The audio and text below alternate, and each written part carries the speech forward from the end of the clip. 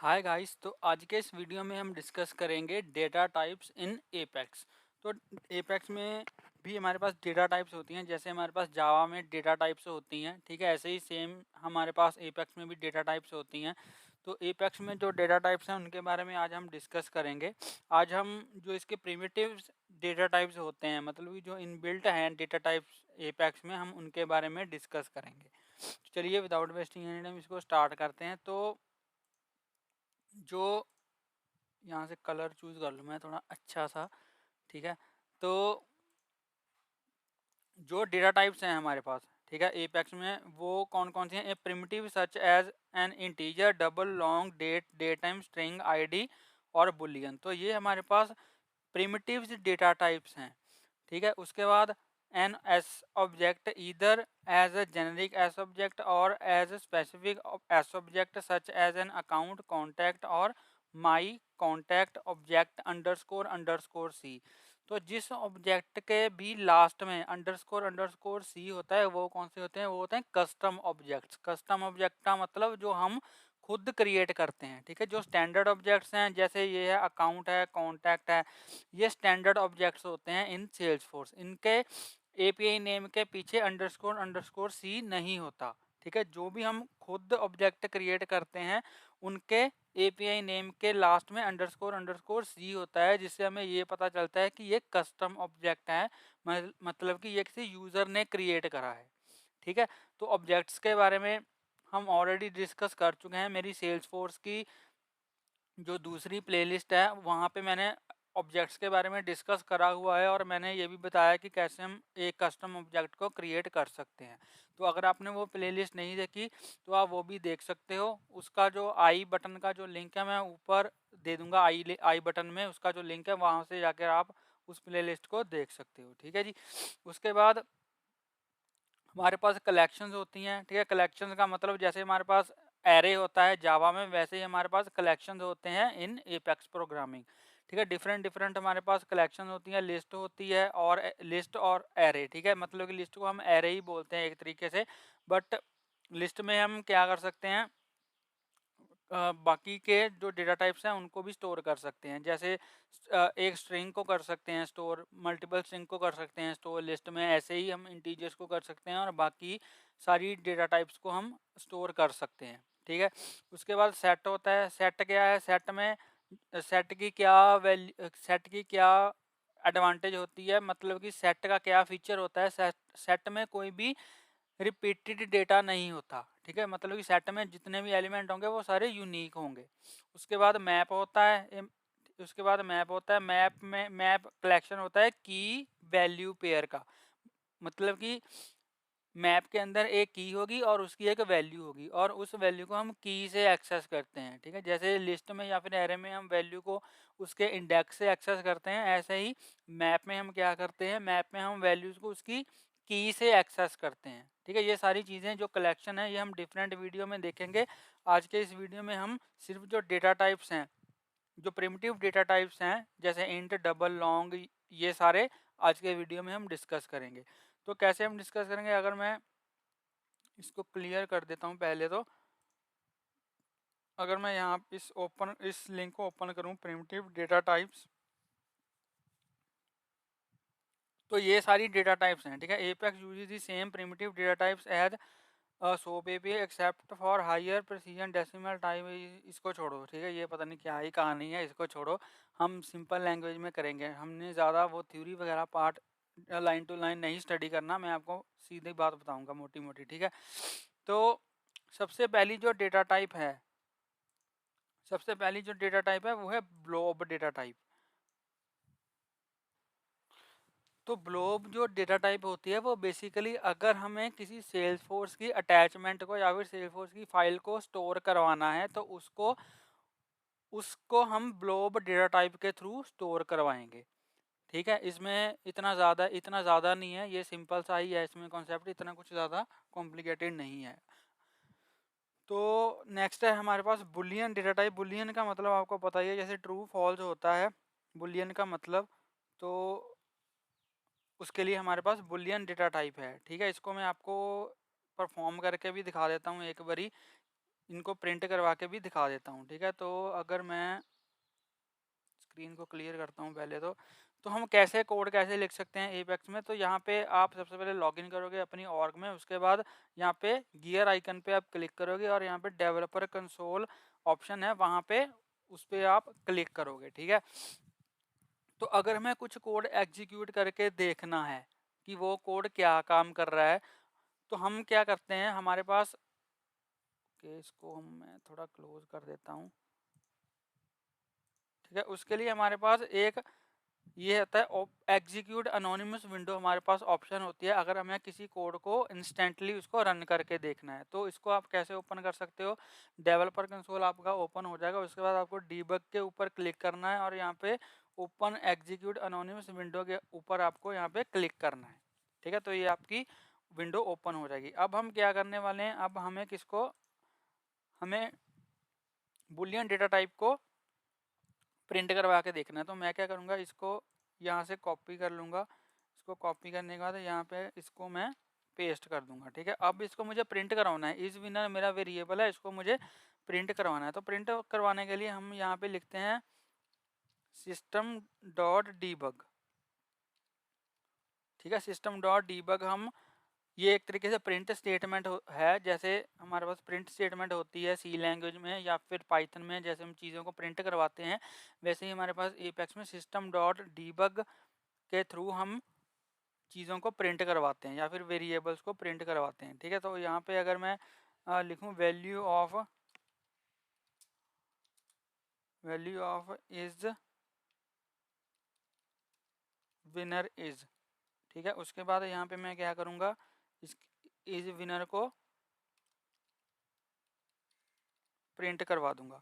अब इसको प्रिंट करवाने के लिए हम क्या करेंगे, इसको एग्जीक्यूट करने के लिए यहाँ पे मैं एग्जीक्यूट बटन के ऊपर क्लिक करूंगा और यहाँ पे ओपन लॉग को मैं क्लिक कर दूंगा। ओपन लॉग मतलब कि यहाँ पे लॉग्स बनते हैं, जब भी हम कुछ एग्जीक्यूट करते हैं तो यहाँ पे लॉग्स बनते हैं, एक फाइल बन जाती है और उसको हम ओपन करके देख सकते हैं जो भी हमारी आउटपुट है, ठीक है जी। तो इस पर मैंने क्लिक करा तो यहाँ पे ये देखिए लॉग जो है वो ओपन हो गया, ठीक है। लॉग ओपन हो गया और यहाँ पे मैं डीबग ओनली के ऊपर क्लिक करूँगा तो जो भी स्टेटमेंट होगी वो जो डीबग मैंने लगाए हैं, ठीक है, सिस्टम डॉट डीबग जो मैं लगाए हैं सिर्फ वही यहाँ पे शो होंगे। तो यहाँ पे ये आप देख सकते हो value of is winner is true, ठीक है। तो इसमें ट्रू हमने असाइन करवाया था, इसको थोड़ा स्पेस है, इसमें ट्रू असाइन करवाया था तो इसलिए इसने यहाँ पे ट्रू असाइन कर दिया, ट्रू प्रिंट करवा दिया। अगर मैं यहाँ पे फॉल्स कर देता हूँ, इसको फॉल्स की स्पेलिंग गलत कर दी है मैंने, सॉरी। अगर मैं यहाँ पे फॉल्स कर देता हूँ इसको और अब मैं इसको एग्जीक्यूट करता हूँ, ठीक है। तो ये मेरा दूसरा लॉग ओपन हो गया, यहाँ पे मैंने डीबग पे क्लिक करा तो यहाँ पे value of is winner is false, तो यहाँ पे आप देख सकते हो, ठीक है। अब इसकी वैल्यू जो है वो फॉल्स आ रही है और यहाँ पे क्या आ रही थी, ट्रू आ रही थी, ठीक है। तो ये बुलियन डेटा टाइप है हमारे पास इन एपेक्स। अब इसके बाद हम क्या करेंगे, नेक्स्ट अपनी डेटा टाइप देखेंगे which is date data type. तो डेट में क्या होता है, date a value that indicates a particular day unlike date time values. तो डेट डेटा टाइप का मतलब सेम ही है, आपको पता ही चल रहा होगा इसके नेम से कि अगर हमें किसी डेट को रिप्रेजेंट करना हो तो हम वहाँ पे डेट डेटा टाइप का यूज़ करते हैं, ठीक है। इसके कुछ मेथड्स हैं, डेट डेटा टाइप के कुछ मेथड्स हैं। तो अगर मैं मेथड्स को ओपन करूँ तो हम इसके मेथड्स देख सकते हैं और हम इस मेथड्स को एग्जीक्यूट करके भी देखेंगे नेक्स्ट वीडियो में, ठीक है। इस वीडियो में मैं सिर्फ डेटा टाइप्स को ऊपर ऊपर से ही बता रहा हूँ कि कौन कौन सी डेटा टाइप्स हैं, बाकी ये डेट के मेथड्स हैं, इतने सारे मेथड्स हैं, इनको हम 1 बाय 1 डिस्कस भी करेंगे नेक्स्ट वीडियोज़ में, ठीक है जी। उसके बाद हमारी डेट टाइम डेटा टाइप है। डेट टाइम का मतलब जो डेट डेटा टाइप थी उसमें हम सिर्फ डेट को ही रिप्रेजेंट कर सकते थे, लेकिन डेटा टाइम में हम डेट के साथ टाइम को भी रिप्रेजेंट कर सकते हैं, ठीक है जी। तो ये हमारी होगी डेटा टाइम। उसके बाद है हमारी डेसिमल डेटा टाइप। डेसिमल का मतलब आपको पता ही है, पॉइंट्स वाले नंबर्स, ठीक है, जिसमें पॉइंट हो, वो वाले जो नंबर्स होते हैं उनको हम बोलते हैं डेसिमल नंबर्स। ये थोड़ा मोटा हो गया, इसको थोड़ा पतला कर देते हैं, ठीक है। उसके बाद है number that includes the decimal point. Decimal is an arbitrary precision number.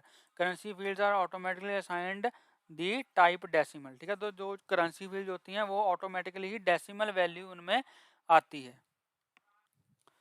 ठीक है जी, डेसिमल नंबर लेट्स सपोज यहाँ पे मैं ऐसे कर दूँ 1.3 तो इसमें पॉइंट आ गया, तो दैट मीन्स ये क्या हो गया, ये एक डेसिमल नंबर हो गया।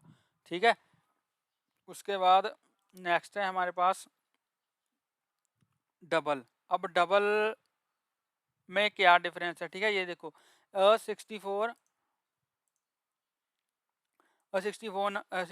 bit number that includes a decimal point double have a minimum value of -2⁻63 and a maximum value of 2⁻63 - 1। ठीक है, तो डबल में भी डेसिमल पॉइंट होता है, बट इसका बेनिफिट क्या है कि डबल में हम लार्ज रेंज तक नंबर्स को स्टोर करवा सकते हैं। ठीक है, डेसिमल की इतनी ज़्यादा हमारे पास इतनी ज़्यादा रेंज नहीं होती, इतने ज़्यादा बड़ा नंबर हम डेसिमल में सेव नहीं करवा सकते, लेकिन डबल में हम ज़्यादा बड़ा नंबर सेव करवा सकते हैं। ठीक है, तो यहाँ पे आप डेसिमल के पॉइंट्स को भी रीड कर सकते हो। If the decimal is created as part of a query, the scale is based on the scale of the field returned from the query. If the decimal is created from a string, the scale is the number of character after the decimal point of the string। तो इसमें कुछ हमें range का ज़्यादा बताया नहीं हुआ कि कितनी रेंज हम डेसिमल में स्टोर करवा सकते हैं, लेकिन इसकी जो रेंज होती है वो डबल से काफ़ी कम होती है, इसलिए हमारे पास डबल डेटा टाइप है ताकि हम बड़े नंबर्स को स्टोर करवा पाएँ। ठीक है, उसके बाद नेक्स्ट है हमारी आईडी डेटा टाइप। आईडी का मतलब हम किसी रिकॉर्ड की आईडी को स्टोर करवा सकते हैं। अब एपेक्स में या फिर सेल्सफोर्स में हर रिकॉर्ड की आईडी जो है वो डिफरेंट होती है, हर एक रिकॉर्ड की आईडी जो है वो यूनिक होती है। तो अगर हमें उस रिकॉर्ड की आईडी को स्टोर करवाना है तो उसके लिए हमारे पास आईडी डेटा टाइप है। ठीक है, उसके लिए हमारे पास आईडी डेटा टाइप है। तो अगर मैं वन बाय वन इनको आपको प्रिंट करवा के दिखाऊं वहीं पे अनोनिमस विंडो में, तो यहाँ पे मेरे पास डबल है, तो इसको मैं यहाँ पे कॉपी कर लूँगा।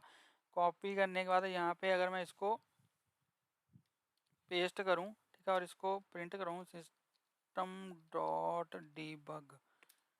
ठीक है, और इसके बाद यहाँ पे मैं यहाँ पे लिखूँ value of D is equal to, ठीक है, value of D is equal to plus, और यहाँ पे मैं डी को प्रिंट करवा दूँ। तो यहाँ पे इसमें जो ये वैल्यू है 3.14159 वो यहाँ पे प्रिंट हो जाएगी। यहाँ पे अब मैं डीबग ओनली पे क्लिक करूँगा तो यहाँ पे देखिए वैल्यू ऑफ डी इज ये यहाँ पे प्रिंट होगी। अब लेट्स सपोज अगर मैं इसकी क्या बोलते हैं उसको डेटा टाइप को, ठीक है, अगर मैं इसकी डेटा टाइप को इंट कर दूँ यहाँ पे इंटीजर, है ना, इंटीजर कर दूँ अगर मैं इसको और इसको एग्जीक्यूट करूँ, तो ये देखो इसने क्या किया, एरर दे दिया, illegal assignment from decimal to integer. मतलब कि हम इंटीजर टाइप के वेरिएबल में डेसिमल वैल्यू स्टोर करवा रहे हैं, इसलिए हमें इसने एरर दे दिया। तो जिस टाइप की आपकी वैल्यू होगी उसी टाइप के वेरिएबल में आप उसको स्टोर करवा सकते हो। अब अगर मैं इसमें लेट्स सपोज बुलियन को स्टोर करवा दूँ, ट्रू यहाँ पे मैं कर दूँ, ठीक है, इसको एग्जीक्यूट करूँ, तो इसने एक एरर दे दिया बुलियन टू इंटीजर। ठीक है, तो एक इंटीजर टाइप के वेरिएबल में आप बुलियन वैल्यू को स्टोर नहीं करवा सकते, इसलिए हमारा यहाँ पे कौन सा था, डबल था, और इसमें हम वैल्यू स्टोर करवा सकते हैं 3.14 या फिर कोई भी डेसिमल वैल्यू। ठीक है जी, तो ये हमारा हो गया डबल डेटा टाइप। उसके बाद आईडी है, आईडी को भी मैं यूज़ कर सकता हूँ। इसको मैंने कॉपी करा, कॉपी करने के बाद यहाँ पे इसको मैंने पेस्ट कर दिया। system.debug को चाहे मैं ना ही करता वैसे, system.debug, ठीक है, और यहाँ पे लिख देता हूँ value of ID is equal to, यहाँ पे लिख देता हूँ आईडी। ठीक है, तो यहाँ पे इसको मैंने एग्जीक्यूट किया, तो ये हमारा यहाँ पे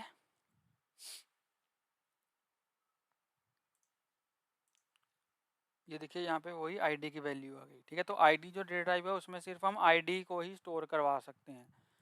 ठीक है। और इसकी जो एट्रीब्यूट्स हैं आईडी के वो यहाँ पे बताए हुए हैं, ये देखिए, an valid 18 character Lightning Platform record identifier. तो रिकॉर्ड आइडेंटिफायर का मतलब कि हर एक रिकॉर्ड की अपनी डिफरेंट आईडी होती है, तो उस आईडी से ही हम रिकॉर्ड को फैच कर सकते हैं। ये सारी चीज़ें हम आगे चल के डिस्कस करेंगे सॉकल क्वेरीज में, जिनमें हम आईडीज़ का यूज़ करते हैं बहुत ज़्यादा। ठीक है। उसके बाद क्या है, if you set ID to a 15 character value, Apex convert the value to its 18 character representation. तो अगर हम लेट्स सपोज 15 करेक्टर्स की कोई आईडी डालते हैं, तो एपेक्स क्या करता है, उसको ऑटोमेटिकली ही 18 करेक्टर्स में चेंज कर देता है। ठीक है। All invalid ID values are rejected with a run time exception. अगर आप कोई इनवैलिड आईडी डालते हो जो एग्जिस्ट करती ही नहीं है सेल्सफोर्स में, तो वो एक्सेप्शन थ्रो कर देगा। ठीक है। उसके बाद इंटीजर है। उसके बाद क्या है, उसके बाद हमारा इंटीजर डेटा टाइप है। ठीक है। इंटीजर डेटा टाइप जैसे हमारे पास नॉर्मली अगर हमें किसी नंबर को स्टोर करवाना हो जिसमें डेसिमल वैल्यू ना हो, सिंपल कोई नंबर हो, ठीक है, लेट्स से अगर मुझे 32 को स्टोर करवाना है, तो वो मैं क्या करूँगा, वो मैं एक इंट टाइप के वेरिएबल में उसको स्टोर करवाऊँगा। ठीक है। यहाँ पे आप देख सकते हो, को थोड़ा मैं थिकनेस इसकी बढ़ा दूँ। ठीक है। यहाँ पे आप देख सकते हो 32 bit number that does not include a decimal point, integer have a minimum value of minus इतनी एंड मैक्सिमम टू इतनी। तो एक इंटीजर टाइप के वेरिएबल में हम इतनी वैल्यूज ही मैक्सिमम टू मैक्सिमम या फिर मिनिमम टू मिनिमम हम स्टोर करवा सकते हैं। ठीक है। उसके बाद हमारा आ गया लॉन्ग डेटा टाइप। उसके बाद हमारा आ गया लॉन्ग डेटा टाइप। तो लॉन्ग में क्या होता है, 64। ठीक है। इंटीजर एक 32 बिट नंबर होता है और लॉन्ग क्या होता है, 64 bit number that does not include a decimal point. तो ये डिफरेंस है मेनली इंटीजर में और लॉन्ग में। इंटीजर जो है वो होता है वो 32 बिट का नंबर होता है। ठीक है। और जो लॉन्ग होता है वो होता है 64 बिट का नंबर। तो इसमें क्या है, 64 bit number that does not include decimal point, long have a minimum value of -2 63 and maximum value 2 63 -1। ठीक है। तो लॉन्ग में हम इतनी मिनिमम वैल्यू और इतनी मैक्सिमम वैल्यू हम स्टोर करवा सकते हैं।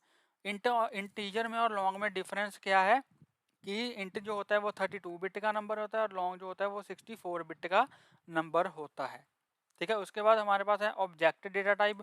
ऑब्जेक्ट डेटा टाइप का मतलब ऑब्जेक्ट डेटा टाइप का मतलब कि जैसे हम किसी क्लास का ऑब्जेक्ट क्रिएट करते हैं। ठीक है। जावा में ऑब्जेक्ट ओरिएंटेड प्रोग्रामिंग आपने पढ़ी होगी, जैसे हम उसमें क्लासेस के ऑब्जेक्ट क्रिएट करते हैं, सेम उसी वे में हम एपेक्स में भी क्लासेस के ऑब्जेक्ट क्रिएट करते हैं।